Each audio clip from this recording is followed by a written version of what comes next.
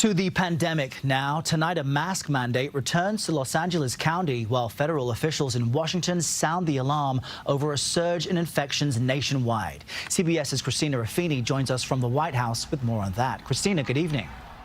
Good evening, Errol. The White House is calling the Delta variant formidable. Cases are on the rise in all 50 states, and 99.5% of deaths are in patients who haven't gotten their shots.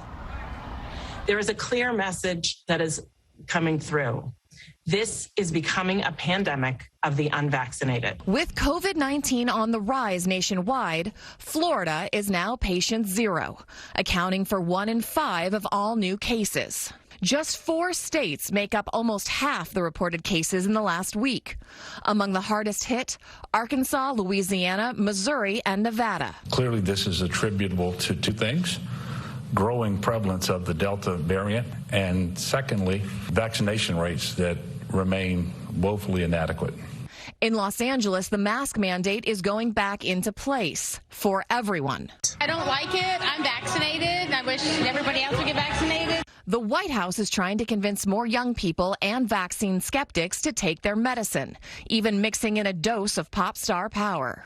If Olivia Rodrigo tells you to get vaccinated, you get vaccinated. But President Biden this week blamed vaccine misinformation on social media platforms like Facebook for discouraging many Americans from getting their shots. They're killing people. I mean, look, the only pandemic we have is among the unvaccinated. And tonight, CBS News has learned that 3 of those Texas Democrats who fled their state in order to stop that controversial voting legislation from getting passed and came here to D.C. have tested positive for COVID. Their caucus said they were all vaccinated before they traveled. Errol? And Christina, there's more news out of Texas. A federal judge there halting DACA, the Obama-era program that allowed young immigrants brought to the U.S. by their parents to stay in the country. What is the reaction from the White House on that?